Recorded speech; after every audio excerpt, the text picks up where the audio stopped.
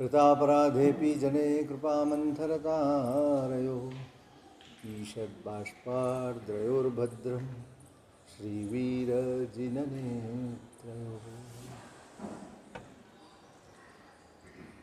પરમાત્મા મહેર સ્વામીના સાનિધ્યમાં આપણે બધા છીએ.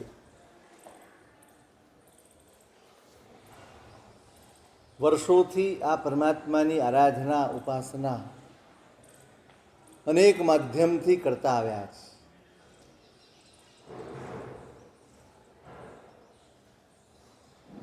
એમની સેવા ભક્તિ, એમના નિમિત્તે તપ જપ ધન વ્યય બધું જ કરીએ છીએ. સવાલ એટલો જ છે કે આટલા વર્ષોની એમની આરાધના, એમની પૂજા, એમની ભક્તિ કર્યા પછી શું પરમાત્મા આપણને ઓળખાયા છે ખરા? કયા સ્વરૂપે તમે પ્રભુને ઓળખો છો? ભગવાનની ઉપાસના કરવાની છે, એના નામે તપશ્ચર્યાઓ પણ કરવાની છે, એના નામે સંપત્તિનો વ્યય પણ કરવાનો છે, એના નામે ઉત્સવ મહોત્સવ બધું જ કરવાનું છે.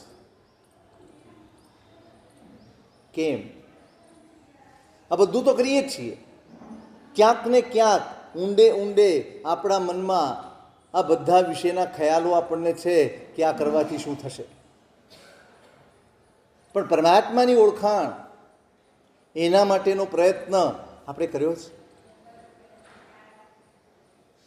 30, 40, 50 વર્ષથી જે આરાધના કરી ભગવાનની, રોજ તમે જાઓ છો, રોજ પરમાત્માની પાસે જાઓ છો, જે પણ તમારી પાસે સમય છે એ સમય ત્યાં વ્યતીત કરો છો, અષ્ટ પ્રકારની પૂજા કરો છો, જે કંઈ પણ કરતા, પ્રભુ ઓળખાયા,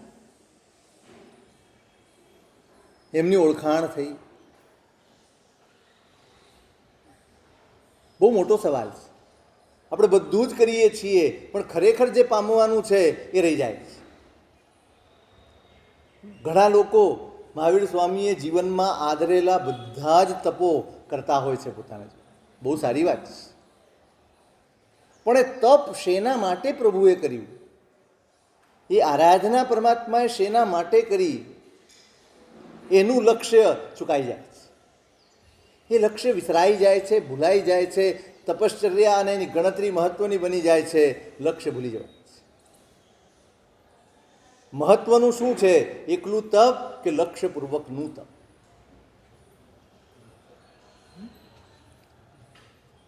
લક્ષ્ય જાગે નહીં, લક્ષ્ય સમજાય નહીં, લક્ષ્ય પકડાય નહીં, તો તમારું તપ એ વાસ્તવિક તપ ન બને. કષ્ટ સહન કરવું અને તપ કરવું બંનેમાં ફરક છે.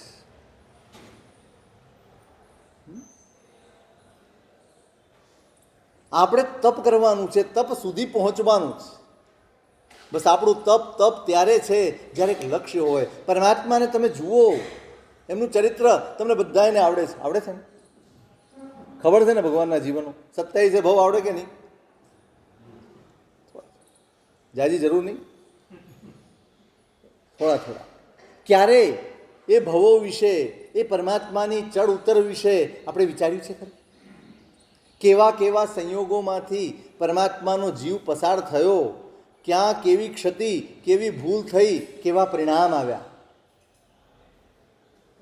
શીખવાનું આ જ. પ્રભુ પાસે જવાનું એટલા માટે છે, એમનું જીવન એ આપણા જીવનનો બોધ બને. એમના ભવો એ આપણી જાગૃતિનું કારણ બને. કેમ પરમાત્મા પોતાના જીવનને વર્ણવે છે? કેમ જ્ઞાનીઓ એ જીવનને દર્શાવે છે આપણી સામે? આપણને જાગૃત કરવા, આપણને સચેત કરવા કે તીર્થંકરનો આત્મા હોય તો પણ કર્મ સત્તાને ત્યાં કોઈ પણ ભેદભાવ નથી. આપણી વૃત્તિ જે હશે, આપણું આચરણ જે હશે એ પ્રમાણે તમને પરિણામ મળવાનું છે, મળવાનું છે ને મળવાનું છે. એ જાગૃત થવા માટે આ આરાધનાઓ છે. એ જાગૃત થવા માટે, એ સાવધાન થવા માટે આટલા બધા વિધાનો છે, આટલા બધા અનુષ્ઠાનો છે. નહીંતર આટલી બધી કાંઈ જરૂર નથી. શેના માટે જરૂર છે આ બધી? જો પ્રભુએ આટલું બધું ભોગવવું પડ્યું હોય અને ક્યાં સુધી ઠેઠ તીર્થંકરનો ભવ આવ્યો ત્યાં સુધી પરમાત્માએ આટલું બધું ભોગવવું પડ્યું. એ 12.5 વર્ષની સાધના પરમાત્માની, એનો ખાલી વિચાર કરીએ ને તોય આંખો ભીની થઈ જાય, તો એવો ભાવ ઉમડી પડે. કેવી સાધના! આપણે તો વાંચી જઈએ છીએ, કલ્પસૂત્રમાં આવે ને એટલે આપણે ધડ ધડ ધડ ધડ ધડ ધડ બધું પૂરું કરીએ. એના વિશે વિચાર કરવાનો આપણને અવસર જ નથી આવતો. મારો કહેવાનો મતલબ એ છે, આટલી બધી તપશ્ચર્યા આપણે પણ કરીએ છીએ, લક્ષ્ય ખરું. પરમાત્માના જીવનમાં તપશ્ચર્યા મુખ્ય નહોતી. એમણે ઉપવાસ કરવા માટે ઉપવાસ નહોતા કર્યા, એમણે છઠ કરવા માટે છઠ નહોતા કર્યા, એમણે 6 મહિનાનો ઉપવાસ કરવા માટે ના, આ બધું ગણતરી નહોતી.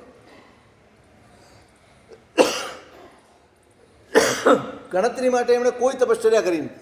તપ થઈ ગયું, સહજ થઈ ગયું.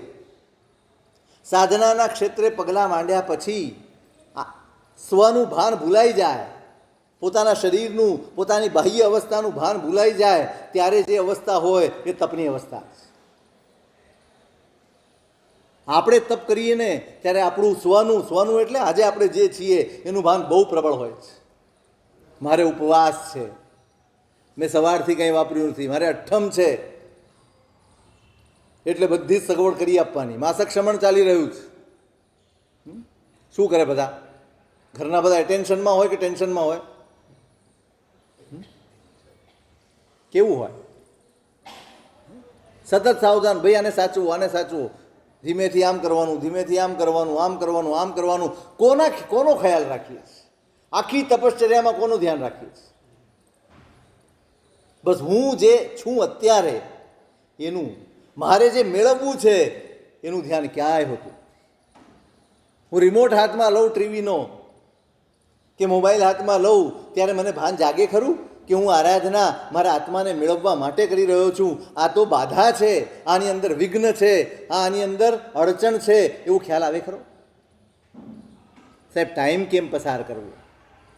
જેને ટાઈમ પસાર કરવાની સમસ્યા હોય એને અત્યારે તપશ્ચર્યા ઉપર પૂર્ણ વિરામ મૂકી દેવું. તપ સાથે વિરાધના, તપ સાથે આત્મહાનિ.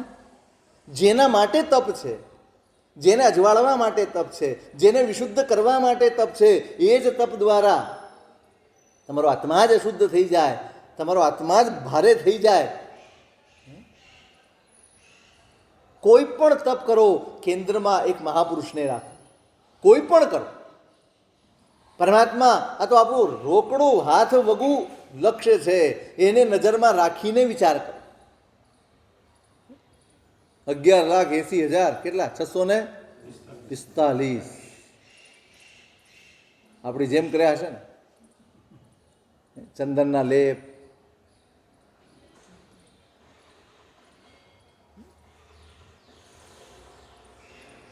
એક તપશ્ચર્યા કરીએ ત્યારે, કોઈ પણ આરાધના કરતા હોઈએ ત્યારે બાહ્ય ભાવો જો વિસરાય નહીં, ત્યારે પણ એને છોડવાની આપણી તૈયારી ન હોય તો આપણે અધિકારી જ નથી. આ કરતાં કરતાં ભલે આપણે શરૂઆત આ રીતે કરીએ, ધીમે ધીમે ધીમે ધીમે આગળ વધતા વધતા આ સ્થિતિ આવવી જોઈએ કે હવે શરીર નહીં, હવે બહારની પરિસ્થિતિઓ નહીં, હવે આત્મા કેમ છૂટી જાય, ધીમે ધીમે છૂટી જાય. બાળકને આંબિલ કરાવવું હોય તો એને આંબિલ કરાવાય, પછી એને રમકડું આપે, એને રમાડે, એની સાથે સમય પસાર કરે. કેમ? ટેવ પડે. જે આખી જિંદગી જ રમકડાપૂર્વક આંબિલ કરવાના હોય તો આંબિલ કરાય જ નહીં.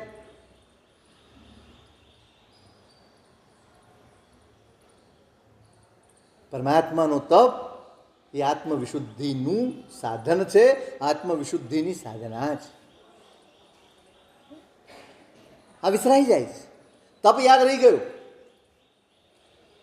તપ પકડાઈ ગયું, પણ મૂળ તત્વ વિસરાય. કોઈ પણ હોય, અમે હોઈએ કે તમે હોઈએ, સંપૂર્ણ ભૂલીને પ્રભુએ તપ આચર્યું છે. ભૂલાઈ ગયું. પ્રભુ ઊભા રહ્યા કૌશકમાં, ધ્યાનમાં લાગી ગયા. 2 દિવસ નીકળી ગયા, 3 દિવસ નીકળી ગયા, ખબર જ ન પડી. અને ઉપવાસ થઈ ગયા. એ અઠ્ઠમ થઈ ગયો, એ છઠ થઈ ગયા, મહિનાઓ નીકળી ગયા.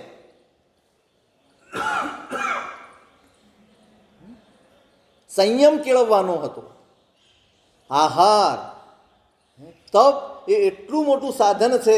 જો આપણને સાધતા આવડે ને તો ધર્મ બહુ સહેલો થઈ. તપ શેના માટે છે?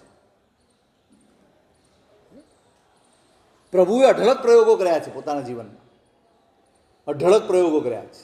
આહારમાં પણ આટલું લઈ લઈએ, શરીર ચાલે છે કે નહીં. કોદરાનો આહાર ચલો લઈ લઈએ, શરીર ચાલે છે કે નહીં જોઈએ. મિનિમમમાં મિનિમમ શરીરની જરૂરિયાત શેનાથી પૂરી થાય છે એટલું જ જોવાનું. મન શું માંગે છે, જીભની શું ડિમાન્ડ છે, એ બધાની ઉપરવટ જઈને આ શરીર સાધનામાં સહાયક થાય એવું તત્વ, અને જેનાથી રાગ પેદા ન થાય એવું તત્વ પકડવાનું. ભગવાનની તપશ્ચર્યા એ પ્રયોગો હતા.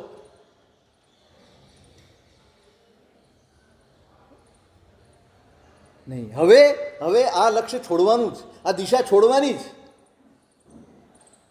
વર્ષી તપ કરતા હોઈએ, શું કરવું જોઈએ? શું કરવું જોઈએ?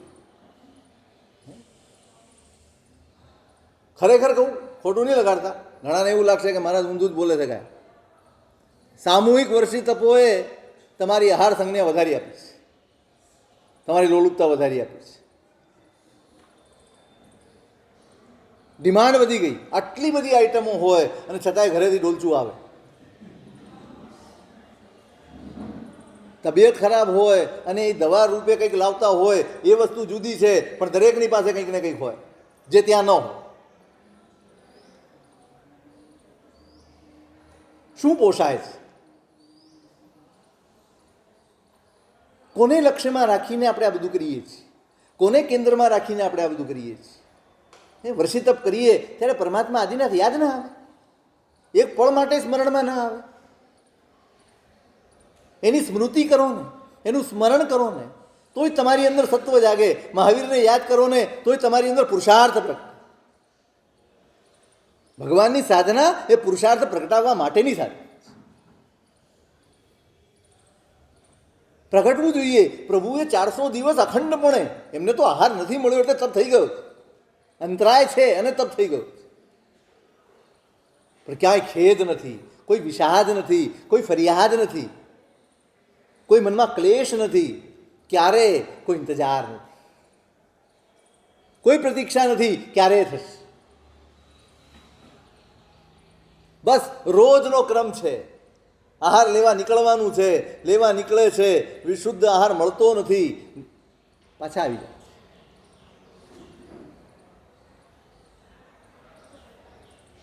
આપણે બેસણું કરવા બેઠા હોઈએ ત્યારે આપણી અશક્તિ છે. આપણે કરી નથી શકવાના 400 દિવસ, આપણે ભૂખ્યા નથી રહી શકવાના. પણ એ તપની સાથે કંઈક મેળ પડે એવું તો કંઈક કરવું, કંઈક મેળ પડે એમ. હું એમ નથી કહેતો કે ઉપવાસના પારણે તમે એમ્બિલ કરી દો, બેસનું જ કરો. પણ આપણું તપ એ ત્યાગપૂર્વકનું કેમ નહીં? આપણે સહજપણે 1 વર્ષ માટે તપ કરવાનું છે. એ પણ પરમાત્માના અનુકરણ રૂપે છે, એમની સ્મૃતિ રૂપે છે, એમની આજ્ઞાને શોભે, એમની આરાધનાને શોભે. એવી તો મારી કોઈક આરાધના હોવી જોઈએ, એવું તો કંઈક મારામાં હોવું જોઈએ.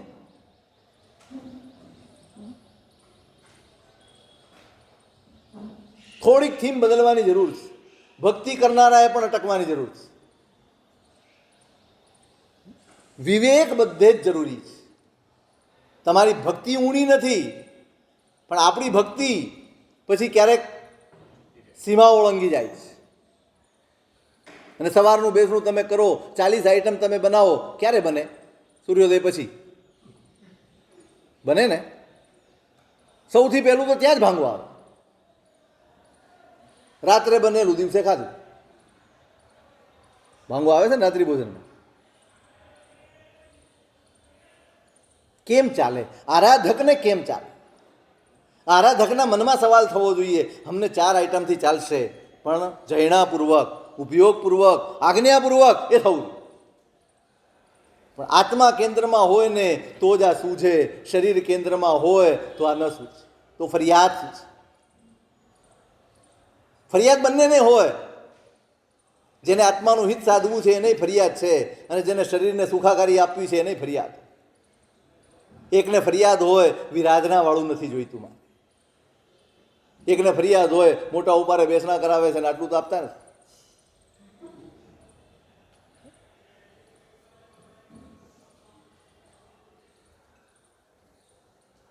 દરેક આરાધનાનું કેન્દ્ર બિંદુ તમારી આત્માની વિશુદ્ધિ છે, જાગૃતિ છે.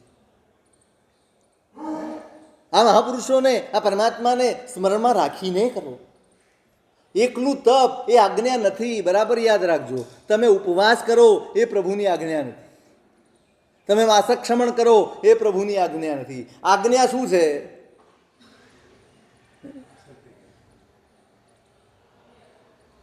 આજ્ઞા તુ નિર્મલમ ચિત્તમ કર્તવ્યમ સ્ફટિકોપમમ. યોગ સારમાં મહાપુરુષે લખ્યું કે આજ્ઞા શું ભગવાનની? ભગવાનની ઉપાસના જો કોઈ રીતે થઈ શકતી હોય, એકમાત્ર માર્ગ પરમાત્માની ઉપાસના જો કોઈ હોય તો એ આજ્ઞાનું પાલન છે. એકમાત્ર માર્ગ. જ્યાં આજ્ઞા નથી ત્યાં પરમાત્માની ઉપાસના નથી. પછી તર્ક લડાવો, દલીલો કરો, બહેસ કરો, એ બધું આપણી અજ્ઞાનતાનું પ્રદર્શન છે. દલીલો કરી શકાય, સાહેબ આટલું તો કરે છે ને, બરાબર છે, પણ તમે આખી જિંદગી પ્લે ગ્રુપમાં. મેં તમને એક દિવસ દાખલો આપ્યો હતો. તમારું બાળક સ્કૂલ જાય, ભણતો નથી, પહેલા ધોરણમાં નાપાસ થયો, પહેલા વર્ષ, બીજા વર્ષે ફરી નાપાસ થયો, ત્રીજા વર્ષે ફરી નાપાસ થયો, તમે શું કરશો? છોડાવી દેશો? કેમ? તમે એમ ન કહો જાય તો છે, જાય તો છે, એમ કરતા ક્યારેક ભણી લેશે, ક્યારેક પાસ થઈ જશે, ક્યારેક આગળ વધી જશે. આવું ત્યાં ચાલે? કેમ ન ચાલે ત્યાં? અને અહીં આવું જ કેમ વર્ષો સુધી? હું ના નથી પાડતો, આ હોય, હોવું જ જોઈએ, પણ ક્યારે તમે હજી પ્રવેશ કર્યો હોય, તમે હજી ધર્મક્ષેત્રે પ્રવેશ કર્યો હોય અને તમારું તપ હોય અને તમને કહીએ કે ભલે આમ તો આમ ઓછી ક્રિયા થાય તો ચાલશે, થોડુંક આમ કરીશ તો ચાલશે, થોડુંક તેમ કરીશ તો ચાલશે, ચલાવી લેવાય. પણ કેમ? એને જોડી રાખવા માટે. આખી જિંદગી એ રીતે કરવા માટે કરાય? આપણી કઠણાઈ એ જ. આપણે જે પ્રારંભ કર્યો હજી સુધી એમાં ફેરફાર નથી થયો. હા, આપણે બગડ્યા આવીશું, સુધર્યા નથી.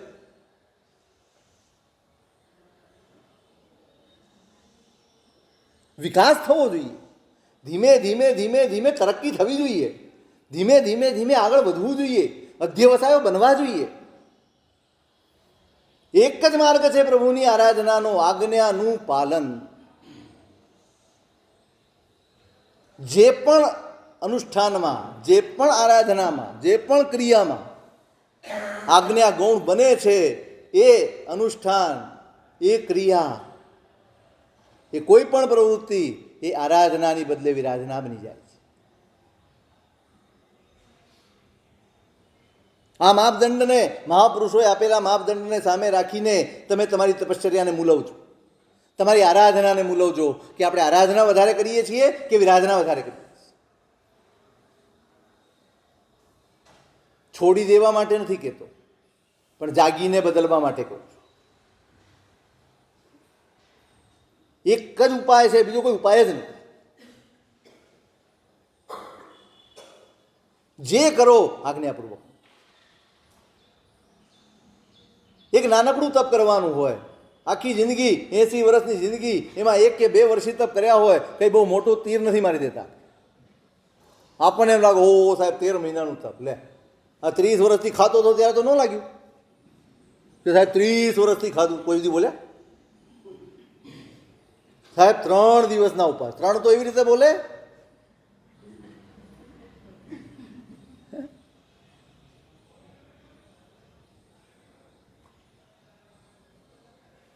આ કંઈ બહુ મોટો પરાક્રમ નથી આપણું. થોડુંક જ કરીએ છીએ આપણે, એમાંય આપણી જાગૃતિ ન હોય, એમાં પણ જો આપણને આપણા મનને જ સાચવવાનું હોય તો પછી આરાધના કેમ બનશે? આત્મા સચવાય એ આરાધના છે. અને આત્મા સચવાય એનું એકમાત્ર ઉપાય છે પ્રભુની આજ્ઞા. અને આજ્ઞા શું છે? આજ્ઞા તું નિર્મલમ ચિત્તમ કર્તવ્યમ સ્ફટિકોપમ. તમે જે કાંઈ કરો, તમને અનુકૂળ હોય તે કરો, તમને સમજાય તે કરો, તમારાથી થાય તેટલું કરો, પણ એક જ લક્ષ્ય રાખજો, તમારું ચિત્ત સ્ફટિક જેવું નિર્મળ બને એવો પ્રયત્ન કરજો. બસ આટલી જ આજ્ઞા છે. સામાયિક કરવી હોય તો પણ, પ્રતિક્રમણ કરવું હોય તો પણ, તપશ્ચર્યા કરવી હોય તો પણ, દીક્ષા લેવી હોય તો પણ. અહીંયા કોઈ ઝંડા ગાળવાના નથી, અહીંયા કોઈ ઇતિહાસ રચવાના નથી. અમારી નિસરામાં ઇતિહાસ રચાઈ ગયો. શું કરશો? કેટલા ઇતિહાસ ભૂસાઈ ગયા. ભરત ચક્રવર્તી 6 ખંડ જીતીને આવ્યા, પેલી તમિસરા ગુફામાં જાય ને, નામ લખવું પડે, નોંધાવવું પડે ને, સિટી સર્વેમાં નામ નોંધાવવું પડે કે ભાઈ ચક્રવર્તી છે. ઉત્સાહથી ગયા. આખી શિલામાં એક પણ જગ્યા નથી કે જ્યાં નામ લખી શકાય. કોકનું નામ ભૂંસીને પોતાનું લખવાનું હતું, ત્યાં અંતરમાં આવ્યું. ભીના હૈયે વિચારે છે, આજે મેં કોઈકનું ભૂંસ્યું, કાલ કોઈક મારું ભૂંસી નાખશે. અને આ એક નામ માટે આટલું બધું કરવાનું, આટલું બધું, જે આવતીકાલે કોઈકના હાથે ભૂસાઈ જવાનું, જેનું અસ્તિત્વ જ નથી રહેવાનું. આપણે હરખાઈએ છીએ, હોર્ડિંગ્સ મારીએ છીએ, બેનરો મારીએ છીએ, Guinness book of world record જાણે શાશ્વત ચોપડીએ છીએ. કેવા અબરખામાં જીવીએ છીએ, કેવી અભિલાષાઓમાં જીવીએ છીએ, કેવા પરિણામોમાં જીવીએ છીએ. આપણે હરીફાઈમાં જીવીએ છીએ, આરાધનામાં નહીં. કોનું વધારે સારું? સ્પર્ધાઓ થાય છે. આ પાલિતાણામાં શું ચાલે છે? ચોમાસામાં સ્પર્ધાઓ જ ચાલે છે. બોલાય નહીં, પાપ લાગે ને? નહીં, પાપ લાગે, બોલાય નહીં.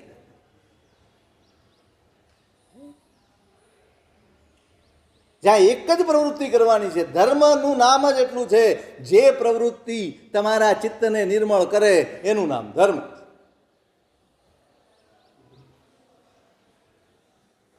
અને પ્રભુની આજ્ઞા ધર્મની હોય, બીજી કોઈ જ ના હોય. જે કરવું હોય કરો, કોઈ જ બંધન નથી. એક પણ સ્પષ્ટ એમ નથી કીધું આ જ કરવું પડશે, તે જ કરવું પડશે, ફલાણું કરવું પડશે, ઢીકણું કરવું. જે કરવું હોય કરો, પણ લક્ષ્ય શું રાખવાનું? આજ્ઞાતું નિર્મલમ ચિત્તમ. ચિત્તને નિર્મળ. કેવા કેવા અધ્યવસાયો, કેવા કેવા સંકલ્પ વિકલ્પો, કેવા કેવા સંસ્કારો લઈને આપણે ફરીએ છીએ. આપણે જ આપણને ઓળખીએ છીએ અને જ્ઞાની ઓળખે છે, બીજો કોઈ ઓળખે છે? બાકી જેટલા આપણને ઓળખે છે ને, બધું જ 100% જૂઠું છે. આપણે જેટલું દેખાડ્યું છે એટલું બીજા ઓળખે છે. આપણે જે છીએ એને આપણે માત્ર ઓળખીએ છીએ અને જ્ઞાની ઓળખે છે.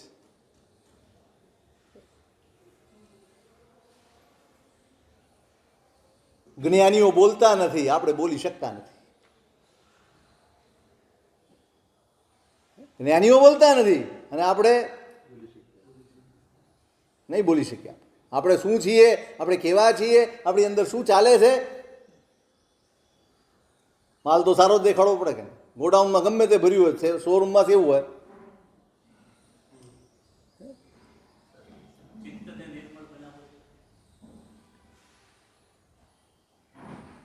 કેવા કેવા સંકલેશ ભર્યા છે, કેવા કેવા. તમે આખો દિવસ ક્યારેક પ્રયત્ન કર્યો જ નથી. આપણે આવો પ્રયત્ન જ નથી કર્યો. સામાયિક લઈને બેઠા એટલે આપણે તો 48 મિનિટ ક્યારે થાય છે એની રાહ હોય. બસ એ પતે એટલે ભાગો. સામાયિક સચવાઈ ગયું, નિયમ સચવાઈ ગયો, વિધિ સચવાઈ ગયો, ધર્મ ક્યાં સચવાય? પોતાની જાત પ્રત્યે સાવધ થવું પડે, પોતાના આત્મા પ્રત્યે સાવધ થવું પડે. હું કેવા વિકલ્પો કરું છું? કોઈકના માટે ક્રોધ જાગે ને ત્યારે માણસ સાવધાન થઈ જાય. જાગ્યો, કારણ કોઈ પણ હોય, ભૂલ કોઈની પણ હોય, મારા ચિત્તમાં કશાય જાગ્યો એટલે મેં અપરાધ કર્યો. કારણ કોઈ પણ.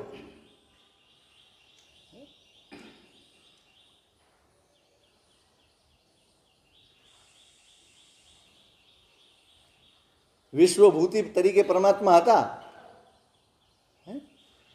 પોતાની આરાધના સાધનામાં લીન છે.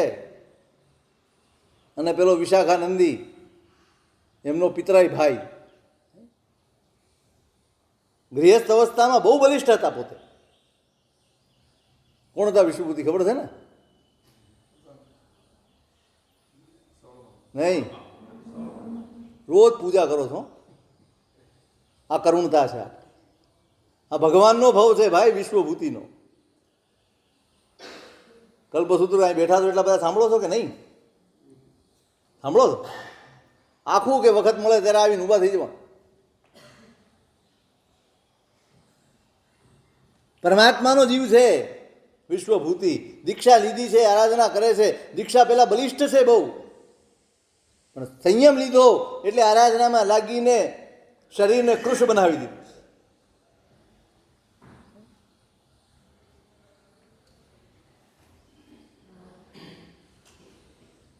શરીર દુબળું પડી જાય એ કષ્ટ છે, અને સંસ્કાર નિર્મૂળ થઈ જાય એ તપ છે. શરીર કૃષ્ણ થઈ ગયું છે, માસક ક્ષમણના પારણે ગોચરી નીકળ્યા છે, અને એમાં પેલો સામે મળ્યો, મશ્કરી કરે છે. ક્યાં ગઈ તમારી તાકાત? હે, એક મુઠ્ઠી મારી અને કોઠાના બધા જ ફળો તમે પાડી દીધા હતા. ક્યાં ગઈ તમારી તાકાત? ખૂબ મહેનત કરો ને તો પણ અંદર આવા જીવો, તીર્થંકરનો જીવ છે, સાધુપણું છે, નિરંતર જાગૃત આરાધના છે, અને છતાંય અંદર કશાય પડ્યો છે, અહંકાર પડ્યો છે, ઉછળી આવ્યો. સાવધ ન રહ્યા, સાવધાની હટી, દુર્ઘટના ઘટી. સાવધાની હટી, સાવધ ન રહ્યા, અહંકાર આવી ગયો. મને મેણું માર્યું, મને પડકાર કર્યો.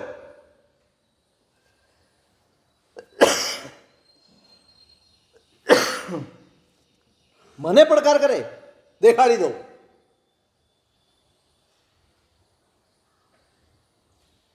ગાય સામે ઊભી હતી, આવેશ આવી જાય ને વિવેક ચુકાઈ જાય. વિવેક ચુકાયો, આત્મા ચુકાયો. આત્મા ચુકાયો, ધર્મ ચુકાયો. ધર્મ ચુકાયું, કલ્યાણ ચુકાયું. વિવેક ચુકાઈ ગયો. ગાયને સિંગડેથી ઝાલી અને ગોળ ફેરવી શક્તિ પ્રદર્શન કરી દીધું. પેલા એ છેડ્યો ત્યારે થયું ને, બચાવ કરી શકાય કે નહીં? આજ્ઞાનીઓના બચાવ. કર્મ સત્તા કારણો નથી શોધતી, તમારી વૃત્તિને લક્ષ્ય કરે છે. તમે શું વિચાર્યું, પેલાએ શું કર્યું એ જાણ. એનો ધર્મ હતો, એની સ્થિતિ હતી, એણે એ પ્રમાણે આચરણ કર્યું. તમે ક્યાં હતા? તમે ક્યાં છો એનો બોધ ન હોય ને ત્યારે માણસ ચૂકી જાય છે. એટલે ભગવાન કહે છે સમયમ ગોયમ માપમ. એ પ્રમાદ શું છે? ઊંઘતો નહીં એમ, બેસતો નહીં એમ. આત્મભાન વગરની ક્ષણ એ પ્રમાદની ક્ષણ છે.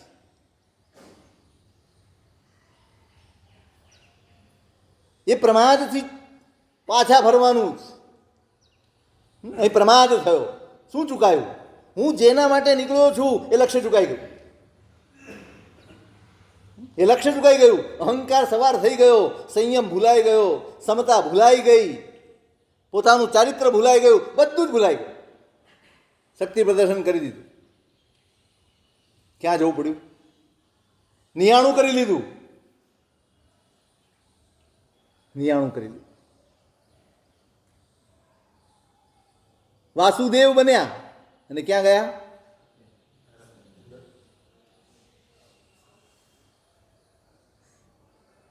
આવી આરાધનાની સ્થિતિમાં પણ એક નાનકડો પ્રમાદ માણસને આટલા પતન સુધી પહોંચાડી દે, તો આપણે તો સાવ બાળ જીવો છીએ, સાવ. હજી તો આપણી કોઈ કક્ષા જ નથી. ક્યાં સાવધાની છે આપણે? સ્મરણ ન રહ્યું કે હું સાધુ છું. આપણે દેરાસરમાં હોઈએ ત્યારે સ્મરણ રહે. તમે પાટલામાં સરસ મજાનું શાંતિથી સાથીઓ કરતા હો, એકદમ મસ્ત સાથીઓ બનાવ્યો હોય, અને કોઈ લફર ફફર આવીને પગ ઠોકી દે, સાથીઓ બગડે કે તમે બગડો? બેય. શું થાય? હું નિશી બોલીને બેઠો છું, યાદ આવે? કાંઈ યાદ રહે? હું પરમાત્માની પૂજા કરવા આવ્યો છું, હું પૂજાના વેશમાં છું. આવી સાવધાની આવે ને ત્યારે ચિત્તની વિશુદ્ધિ આવે, ત્યારે ચિત્તની નિર્મળતા. સાવધાન રહીને ધર્મ કરવાનો અવસર છે, ખાલી કરવાનો નહીં. આપણે માત્ર કરવામાં માનીએ છીએ, કરે જાઓ, ગણતરી કરતા જાઓ. સાહેબ, બધા જ 120 કલ્યાણક થઈ ગયા. ઘણા જાય છે ને કલ્યાણક ભૂમિની યાત્રા, બધું પતાવી દીધું.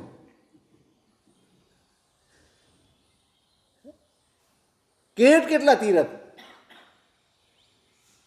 પેલા એક પેલું દ્રષ્ટાંત આવતું હતું, પેલા 4 ધામની યાત્રાએ ગયા છે, 68 તીરથની યાત્રાએ ગયા છે. પેલા સંત પાસે જાય છે કે ભાઈ અમે જઈએ છીએ, સારું તો ક્યાંક તુંબડી છે ને લેતા જાય. આને બધી નદીમાં તમે જ્યાં જ્યાં સ્નાન કરો ત્યાં કરાવો.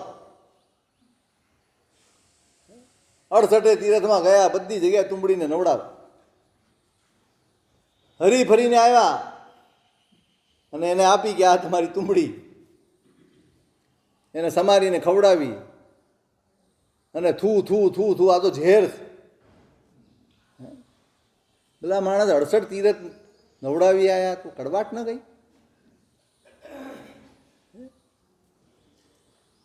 ખાલી તીર્થ યાત્રા કરો, ખાલી તમે સ્નાન કરો, એનાથી તમને કોઈ લાભ નહીં.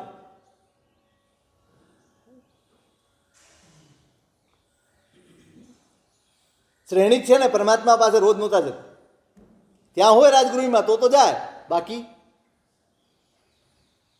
રોજ સવારે ઉઠીને તમે વિચારજો કોની યાત્રા મહત્વની છે.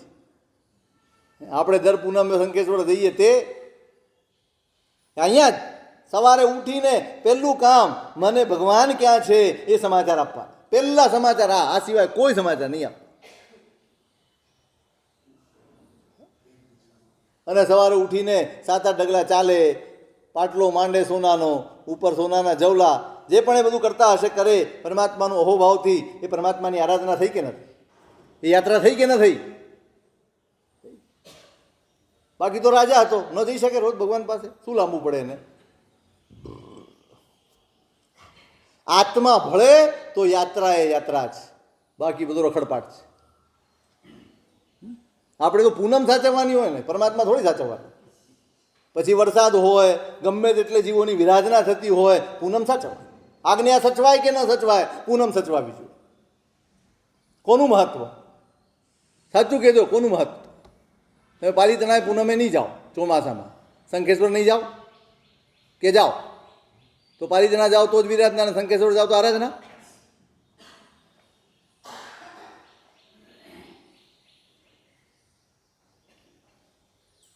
લક્ષ્ય બનાવો, બસ એક જ કહેવું છે.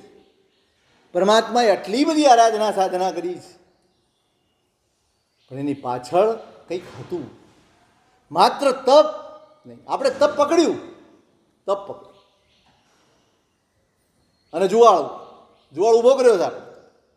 દર વર્ષે અઢળક તપશ્ચર્યા થાય છે. હું ના નથી પાડતો, હજી કહું છું, હું વિરોધમાં નથી. પણ જેટલા લોકો જોડાય છે એને કંઈક લક્ષ્ય તો આપવું પડશે. ખાલી સંખ્યા માટે ન પ્રતિક્રમણ કરતો હોય, કાંઈ કોઈ ઠેકાણા ન હોય ને, કોઈ આરાધનાના ઠેકાણા ન હોય, ટાઈમ પાસ કરવાનો હોય 30 દિવસ. અને જ્યારે બી એમ લાગે ને, ઘણા લોકો એવા છે બહાદુરો, અશક્તિ જેવું લાગે, આમ લાગે એટલે ડાક્ટરને જઈને સૂઈ જાય, સાહેબ બાટલો ચડાવી દો. મને ખબર છે, મને ફોન આવ્યો, સાહેબ આ કઈ જાતનું તપ છે? મેં કીધું ભાઈ તમે ચડાવો, તમે બાટલા ચડાવો. જેમાં તમારી કસોટી જ ન હોય, જે મનમાં આવે એ જ કરવાનું હોય, કેવું તપ? લક્ષ્ય બનાવો. બસ મહત્વનો મુદ્દો આ છે. પ્રભુએ માત્ર તપ નથી કર્યું, પરમાત્માએ લક્ષ્યપૂર્વક તપ થયું છે, થવું જોઈએ. અત્યારે નિમિત્ત આવ્યું છે. આમ તો કંઈ મોટી સંખ્યા નથી, મને સવારે જ કીધું 200 નામ આવ્યા છે.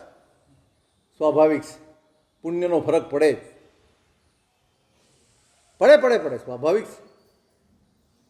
પણ કોના માટે કરવાનું હતું એ વિસરાઈ ગયું. હું હંમેશા કહું છું, આપણે ધર્મ સાથે, શાસન સાથે, પરમાત્મા સાથે જોડાવાને બદલે વ્યક્તિ સાથે જોડાઈ ગયા છે, અને એના પરિણામ છે. ખોટું નહીં લગાડતા, હું કોઈની નિંદા નથી કરતો, હું કોઈનું નબળું નથી બોલતો, પણ વ્યાપક, માત્ર ભાવનગરની વાત નથી કરતો, વ્યાપકપણે તમે જોજો, જ્યાં જશો ત્યાં વ્યક્તિ પૂજા અને વ્યક્તિ એ મહત્વની થઈ ગઈ છે, અને શાસન, પરમાત્મા, આજ્ઞા બધું જ ગૌણ થઈ ગયું.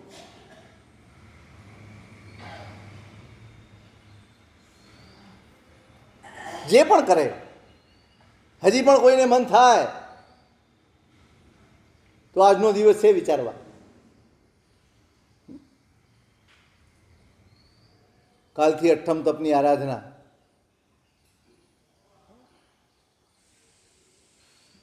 બંને લક્ષ્ય છે, પરમાત્માનું વર્ષગાંઠનું નિમિત્ત પણ છે, અને સાથે સાથે જે અંધાધૂંધી ચાલી રહી છે, જે વિષમ પરિસ્થિતિમાંથી દેશ અને વિશ્વ પસાર થઈ રહ્યા છે, એ પરિસ્થિતિ કંઈક થાળે પડે ને, એના માટે જો કોઈ બળ હોય તો એ આરાધનાનું બળ છે. આપણી આરાધનામાં એ બળ ઉમેરજો. કદાચ કોઈનાથી 8મ ન થાય, ઘણા હશે એવા જે 8મ નહીં કરે, તો પણ 8મ ન કરો તો પણ 3 દિવસ પરમાત્માની આરાધના કમસે કમ કરજો. આરાધના કરજો. બીજી વાત આવતીકાલનો દિવસ બહુ જ ઐતિહાસિક દિવસ છે. મેં સવારે પણ કહ્યું હતું, અહીંયા પણ કહ્યું હતું, પહેલાં અહીંથી ગયો ત્યારે, કે વૈશાખી પૂનમ એ આપણા અસ્તિત્વનું જોખમ હતું. એવી પરિસ્થિતિ સર્જાઈ હતી અને એમાં આપણે ટક્યા છીએ, એ આ દિવસ છે. જે મહાપુરુષના કારણે આજે આપણે આ બધું જ કરી શકીએ છીએ, એ મહાપુરુષના સ્મરણનો દિવસ છે, અને એમનું નામ છે વાદી દેવસુરી મહારાજ.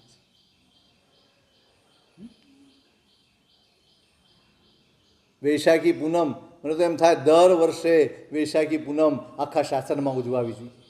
આપણે શ્વેતાંબર છીએ,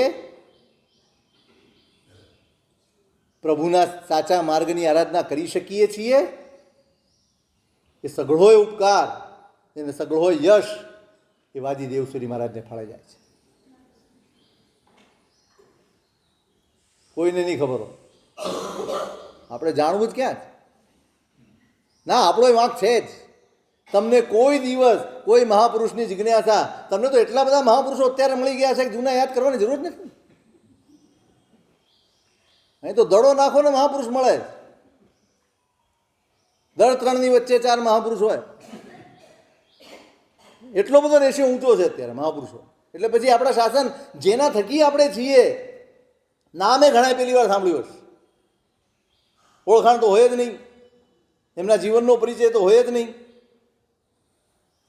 ઠીક છે, કંઈક અવસર, કાલ તો પૂજા છે એટલે બીજો કોઈ અવસર નથી, બાકી તો એમ હતું કે કાલનો દિવસ તો એમને જ સ્મૃતિમાં રાખીને કંઈક ઉત્સવ ઉજવ્યો હોત તો બહુ સારું થાય. કાલ બરાબર એ ઘટનાને 900 વર્ષ પૂરા થાય છે. 1181 વૈશાખી પૂનમ એ દિવસે વાદ થયો, અને એમણે વાદી કુમુદચંદ્ર જે દિગંબર આચાર્ય છે એમના ઉપર વિજય મેળવ્યો ત્યારે આપણે શ્વેતાંબર તરીકે ટક્યા. બાકી વાદની શરત હતી, શ્વેતાંબર હારે તો એમણે દિગંબર થઈ જવાનું, અને દિગંબર હારે તો એમણે ગુજરાત છોડવા. બહુ જ મોટો પક્ષપાત હતો. ત્યારે પણ લાંચ રૂશ્વતના જમાના હતા, ત્યારે પણ જ્યુરીને ફોડી નાખવામાં આવ્યા હતા, બધું જ હતું. એવી વિષમ પરિસ્થિતિમાં અને તમને એક વાત કહું, કરીશું વાત નીકળશે ત્યારે કાલે, પણ છતાંય કહું, જ્યારે દેવસુરી મહારાજે પાટણના સંઘને વિનંતીપત્ર લખાવ્યો કે મારે વાદ કરવા આવવું છે, સંઘ આજ્ઞા આપે. સંઘનું કેટલું મહત્વ છે એ વિચારજો. સંઘે તાબડતોબ માણસ મોકલ્યો, સાહેબ પધારો, અને આપનો વાદ વિજય ન થાય ત્યાં સુધી રોજ 300 શ્રાવક અને 700 શ્રાવિકાઓ આયંબિલ કરશે. સંઘે પૂછ્યું નહોતું કોઈને, સંઘે જાહેરાત નહોતી કરી કે ભાઈ નામ લખાવો. સંઘે વચન આપ્યું હતું વિશ્વાસથી કે આટલું થશે, અને એ રોજના 1000 આયંબિલ એ નિમિત્તે કે અમારા ગુરુ ભગવંત એમનો વિજય થાય. સંઘ શું કરી શકે? સંઘ આ કરી શકે, ગુરુ ભગવંતોમાં દેવતાઓમાં બળ પૂરવાની તાકાત આ સંઘમાં છે, અને એટલા માટે તો આ અઠ્ઠમ કર્યા છે. આપણી આરાધનાનું બળ શાસન દેવોને પહોંચે, આપણી આરાધનાનું બળ આપણા ગુરુ ભગવંતોને પહોંચે, આપણી આરાધનાનું બળ આ બધા મંદમતીવાળા અને ઊંધીમતીવાળા લોકો સુધી પહોંચે, એમની બુદ્ધિ કંઈક ફરે, એટલા માટે આયોજન કર્યું હતું. નહીં આ કોઈ ઉત્સવ નહોતો, આ મહોત્સવ નહોતો. આજે તો નહીં, ઉત્સવ રૂપે આપણે નથી કરતા, આપણે એક લક્ષ્યપૂર્વક કરવા માંગતા હતા, અને એટલા માટે આ અઠ્ઠમ છે. એટલે આપણે એની આરાધના વિશેષ રીતે